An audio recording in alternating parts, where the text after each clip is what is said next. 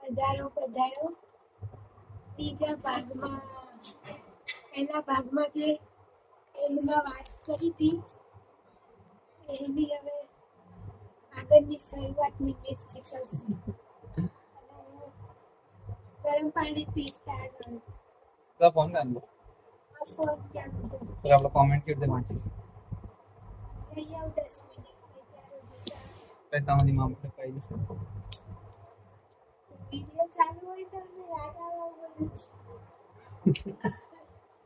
રાજા બી એવું વિચાર્યું કે ક્યાંક ને ક્યાંક કોર્નરમાં છે ને એ જયમીન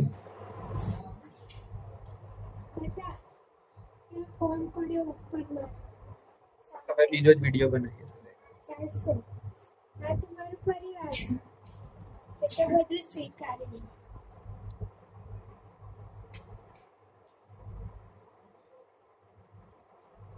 અમે એવું વિચારતા હતા કે કોમેન્ટ્સ ના જવાબ પર્સનલી તો સોરી એની રીતે તો નહીં આપી શકતા. સામે બહાર સ્પીકર મૂકવાનું સ્ટેન્ડ હતું ને આપણું ત્યાં. બ્લૂપર થઈ ગયું છે નહીં પછી યાદ આ વિડીયો ચાલુ કર્યું. હવે તો થોડી વાર બહાર બીજાને આનું તો નામ પરિવાર છે ને. જેની સામે આપણે આ મારું જોવા સ્ટેન્ડ નહીં તૂટી દેખાય. આ તોડી નાખ્યો. બહુ અમારું સ્ટેન્ડ બહુ લકી.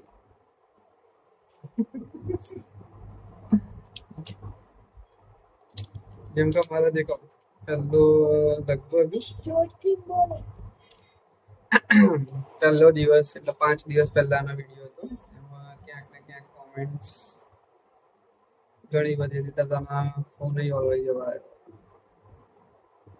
બહુ ધીમે ધીમે ચાલે.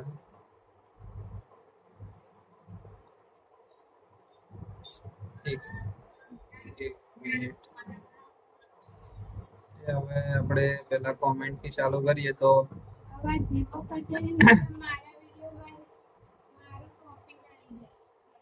હા એમ તો ના આવે ને. મને શું ખબર.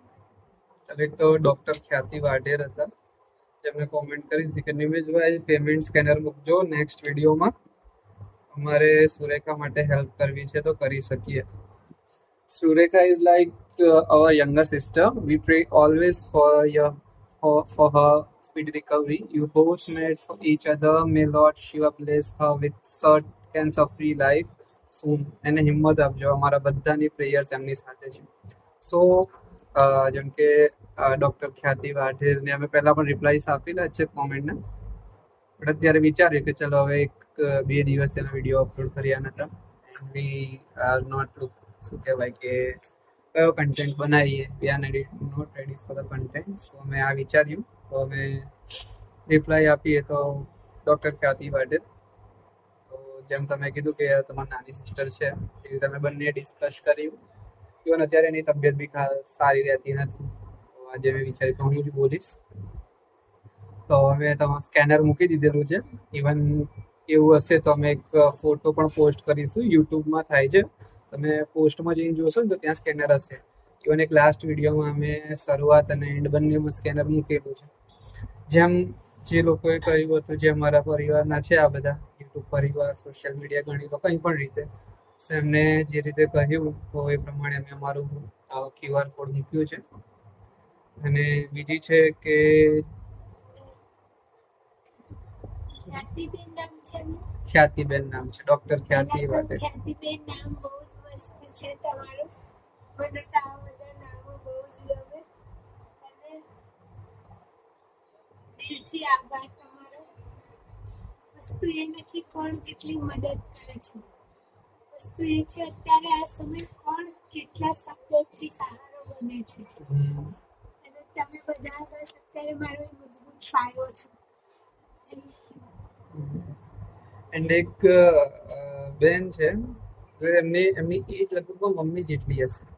બધી કમેન્ટો બધાની વાંચો તો બધાનો એક જેમ કે એક મીનાબેન રાજપૂત છે એમની તો 10-15 કોમેન્ટ્સ હોય અમારા પૂરા સેક્શન. કમેન્ટ ના જોઉં તો મને ચેન ના પડે. જેમ કે હોસ્પિટલમાં હતા ને ત્યારે એમને લગભગ એમને કોમેન્ટ કરી હતી. જેમ કે ઘણી બધી કોમેન્ટ છે પણ એમનો સાર હું કહું તમને કે એમને અમારા વિડીયો લગભગ ઘણા દિવસોથી, જેમ કે જોઈએ તો તાર મહિનો થઈ ગયો હશે નહીં સુરેખ, રેગ્યુલરલી પોસ્ટ જોવે, ઇવન દરેક પોસ્ટમાં એમના 5-7 તો કોમેન્ટ હોય જ. એન્ડ સૌથી પહેલો અપ્રોચ એમને જ કર્યો હતો કે બેટા મારે તમારે કંઈ હેલ્પ કરવી છે, પણ અમે કંઈ ના કંઈ રીતે જેમ કે જેમ થઈ રહ્યું છે બધું, તો અમને કેટલી હેલ્પની જરૂર પડી નથી. બટ જેમ તમારા બધાનો સાથ સહકાર અને ઘણા બધા અમારા ફેમિલી મેમ્બર, જેમ કે અત્યારે યુટ્યુબની જ ફેમિલી ગણીએ, તો એમને કહ્યું, જેમ મીનાબેન રાજપૂત છે ને, એમને તો ઘણી બધી મેસેજ કમેન્ટ કરેલી છે. એમને તો મળવા આવું હતું સ્પેશિયલ, પણ એમને ક્યાંક ને ક્યાંક સ્પાઇનલ જે કોર્ડ છે આપણું, જે સ્પાઇનનો ભાગ છે ત્યાં ઓપરેશન થયા છે. તેમને આમ એટલું ટ્રાવેલ ના કરી શકે ને કંઈ નહીં. એમને તો ઘણા કોમેન્ટ કરી હતી કે મારે મળવું જ છે, એમની શક્તિ છે નહીં મળી શકવાની. એ તો લગભગ સુરેખાને ના મમ્મી ના હોય, ત્રીજા મમ્મી. અને મીના માસીને તો હું સારી થઈશ ને તો સ્પેશિયલ એના મળવા મને આવીશું. લઈ જાય પડશે મળવા. અમે તમને મળવા આવીશું. ગમે એ જિલ્લામાં રહેતા હશે અને હું આખો દિવસે એમની જોડે રહીશ. વાતો કરશું અમે બંને, બહુ બધી વાતો કરશું.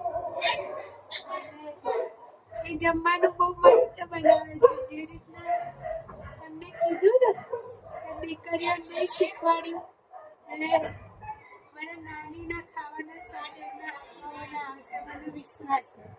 મારે જે ખાવું હશે હું એમને પહેલા કહી દઈશ. આપણે જઈશું, કારણ કે આખો દિવસ એમની જોડે રહીશું.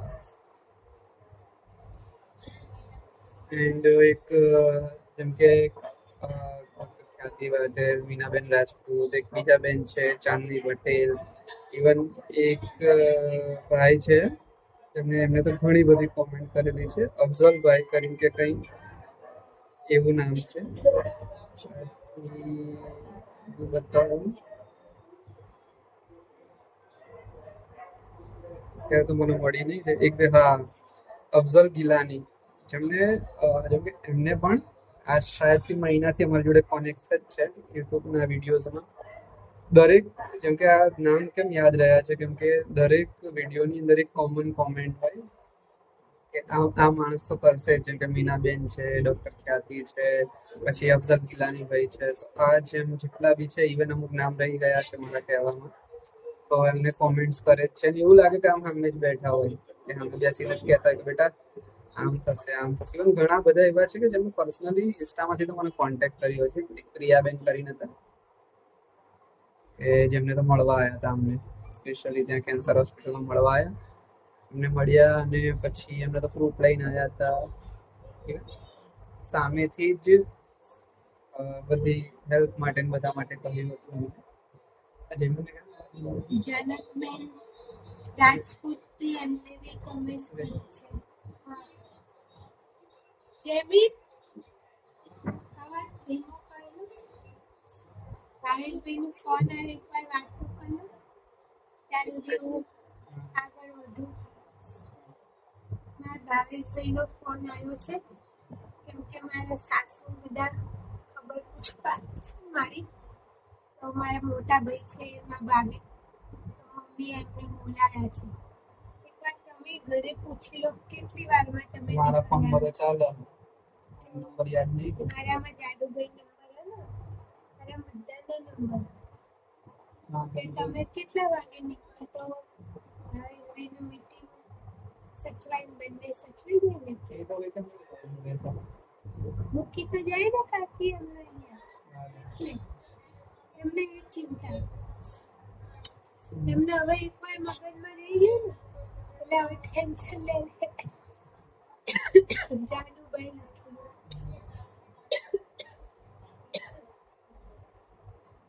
આ સમાજના રીતિ રિવાજ બહુ અઘરા. હું રીતિ રિવાજથી કરે છે, મને રીતિ રિવાજ નહીં ગમતા. એવું કે છે પણ કરે છે. કરતો તો કાંઈ નહીં. ના ના ના, કરતો કાંઈ. જવાબદારી બધી નિભાવવાની, અને કે હું આ નહીં કરું પેલું નહીં કરું. જવાબદારી અલગ અલગ. કમેન્ટનું આપણે પ્રોફેશનલી લોકો નહીં ને, એટલે કદાચ આપણને નહીં આવડતું, પણ આપણે એવું કરી શકીએ બા, બધાની કમેન્ટો છે ને એને લખી લેશું, પછી પછી વાંચીને સરસ એટલે આ ફોન અત્યારે હવે ખુલતું નથી નેટના કારણે તો બધાના નામ જેમને કમેન્ટ કરી બધાના નામ બોલીશું અને હા એમના આશીર્વાદ માટે એમનો આભાર માનીશું હમ. તો મને થોડું સારું થઈ જવા દો પણ તમારા બધાની કમેન્ટો અમે વાંચીએ છીએ અને એવું જ થાય કે જાણે કે તમે રૂબરૂ જોડે જોડે માતાજીની દયાથી 3 મહિના નીકળ્યા એવું કહીએ કઈ રીતે નીકળ્યા એ તો ભગવાન જાણે છે જેમ જેમ સમય જાય છે એમ અઘરું થઈ રહ્યું છે નો ડાઉટ પણ થઈ જશે બધું સારું થઈ જશે ધીમે ધીમે સમય લાગશે પણ સારું થશે મુસીબત હંમેશા મોટી હોતી જ નથી માણસના મનોબળ સામે બધાને હારી જવું પડે તો મનોબળ જેટલું મોટું હશે તમારા 3 દિવસમાં તો ઘણી બધી વાર અને આ લાલ થઈ ગયું અહીંથી તે આખી આટલા સુધી બધું જ આખું અલગ જ ગાંઠ જેવું સર્જાઈ ગયું છે આ મારા જીવનની બહુ મોટી ભૂલ છે ટેટુ કરાવવાની પણ હવે હું બહુ ભૂલો કરું એક ભૂલો ઉપર એક આખો 24 કલાકનો વિડીયો બની શકે બધા બોલશે તમને હું મને આવું કરશે તો જોજો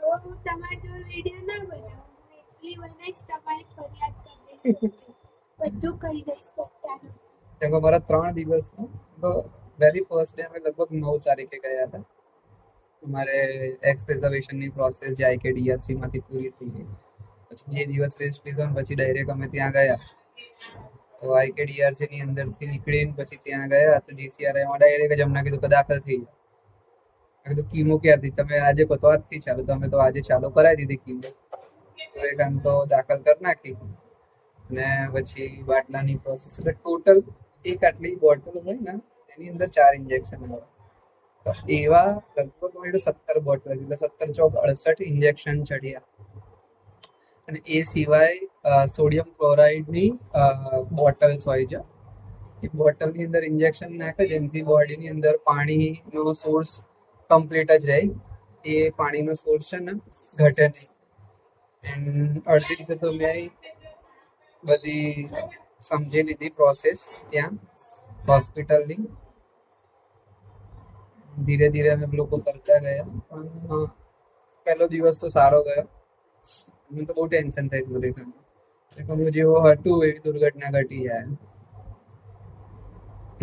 પહેલા દિવસ એવું જ થયું 10 કલાક જેવું તો હું રોકાયો હવારના મેં કોઈનું નામ નહીં લેવું કોઈની નોકરી ઉપર આવી જશે નામ નહીં લેવું પણ એક મારા આખો રોજ મિસ કરી નાખ્યા છે એક જેમ કે હવે આખી સિચ્યુએશન કહું હું જાઉં ને ત્યારે મને સુરેખાની ચિંતા એટલા માટે થાય કે ના કોઈ મમ્મી ભણેલા નહીં શું ખબર પડે ફાઇલ લઈને ગયા તો કે આખી વાત કહું હું ચલો તમને કે જેમ કે આ ઇન્જેક્શન્સમાં એવું હતું જેમ કે જેટલું મેં વાંચેલું કે દર 4 કલાકે ઇન્જેક્શન આપવાનું હોય તો દર 4 કલાકે ઇન્જેક્શન મળતા હતા 3 ઇન્જેક્શન થયા સવાર બપોરમાં સાંજ પછી રાતના બીજા 3 ઇન્જેક્શન બાકી તો પહેલા દિવસે 6 ડોઝ ચડાવવાના હતા તો હવે હું તો ગયો 8 વાગે નીકળી ગયો પછી મને લાગ્યું કે નર્સ એમની જવાબદારી એમની મોરલ રિસ્પોન્સિબિલિટી હોય કે હવે આપણે નર્સની પ્રોફેશન છે તો સમજીએ અને કઈ ને કઈ રીતે આપણે એને સંભાળીએ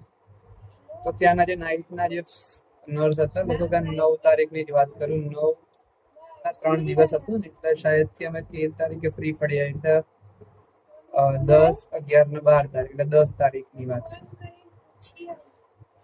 10 તારીખે એ નર્સ બેન આવ્યા જેમના કોર્ડિનેટર જ કહેવાય બીજા બધા જુનિયર નર્સ એમના નીચે હોય જે સિસ્ટર કહેવાય તો એ બધા જ લોકો હતા પણ હવે સુરેખાના 4 કલાકના ઇન્જેક્શન જે આપવાના હોય તો રાત્રે 3:30 સુરેખાએ જ્યારે કીધું ને કે આટલી બધી બોટલ પડી છે આપવાની નથી તો પછી જઈને એ લોકોને કંઈ ભાન આવીને પછી એમ કીધું કે આ તો બોટલ તમને સવારે આપવાની હવે આ બધી વસ્તુ થઈ એની અંદર હું બીજા દિવસે આવ્યો, મને ખબર હતી કે દર 4 કલાકે અપાવવાનું હોય, તો મને લાગ્યું આપ્યું હશે.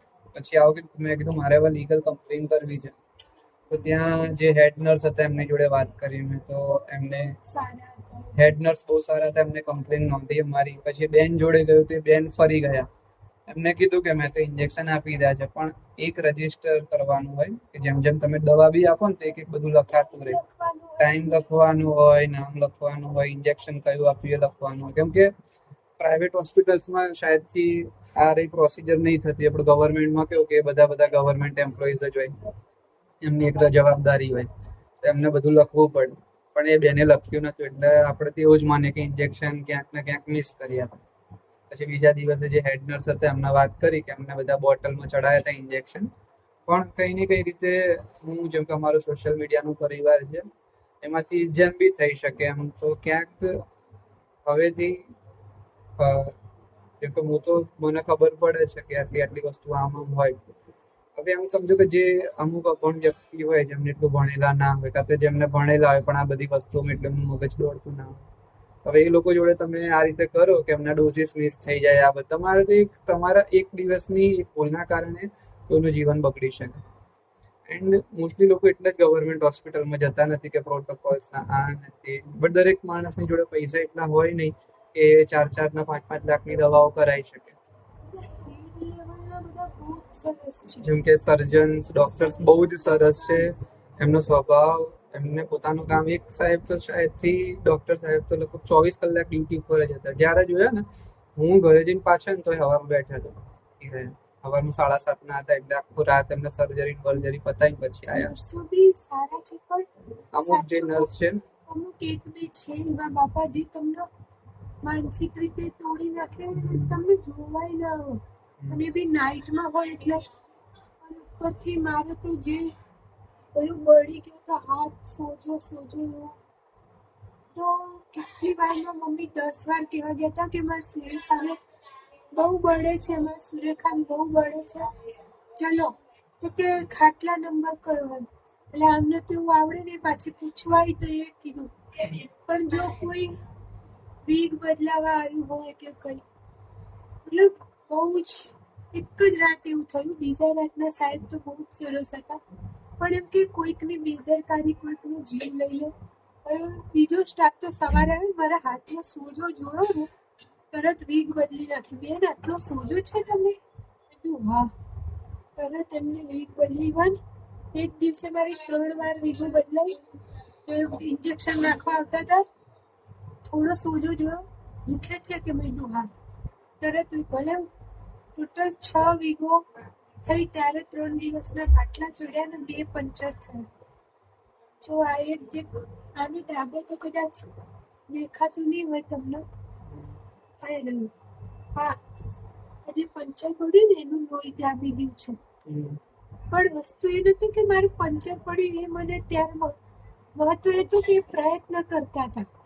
મતલબ પેલા બેને તો બાપા તો આ તો મુઠ્ઠી વળાય છે, કાં તો મુઠ્ઠી નહોતી વળાતી. ચામડી બળી ગઈ હોય ને એવું ફીલ થાય. ખબર નહીં શું થયું છે.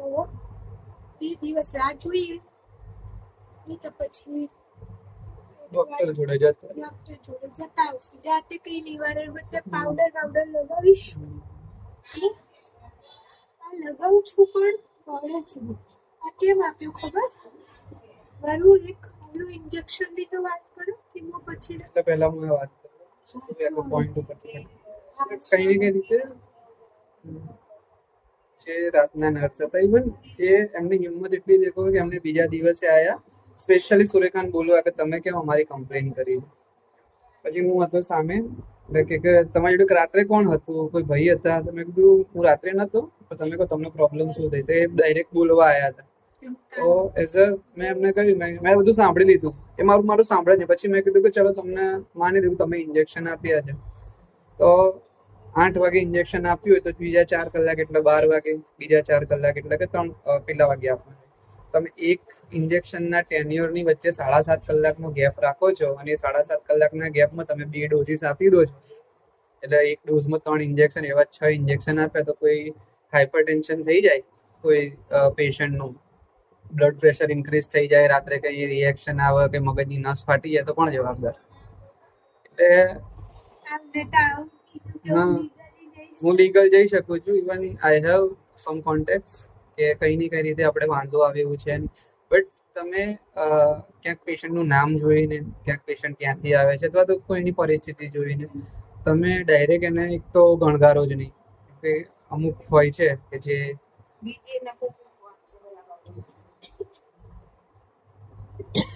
ઘણી વાર આ બધું થતું હોય તો ધ્યાન રાખો. ગવર્મેન્ટ હોસ્પિટલમાં જ્યારે સર્જરી કરાવવા જાઓ કાં તો કંઈ, તો સર્જન, ડોક્ટર્સ એ બધા જ ઘણા સારા છે, બટ વિથ ગ્રાઉન્ડ સ્ટાફ એમાં અમુક લોકો પોતાને જ કંઈનું કંઈ સમજતા હોય છે, જેના દ્વારા એમને આપણી હેલ્પ નથી કરતા.